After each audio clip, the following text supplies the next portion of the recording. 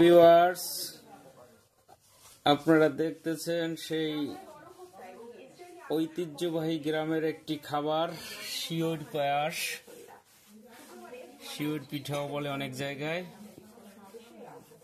ফ্যামিলিগতভাবেই আমরা বানাইলে খাই, কেন গণহারে হাত যখন পড়ে তখন অনেক সময় সাদা শিওর অনেক কালার ধারণ করে। এই জন্য আমার বাবাই সোনা, আমার মামুনি, বাবাই সোনা মামুনির মাদার কাটাকাটি করতেছে।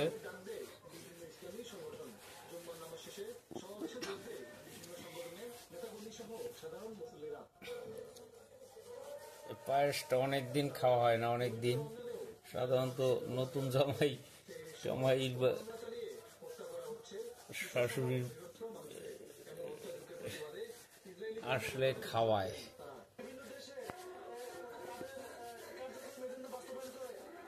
আচ্ছা, ধন্যবাদ।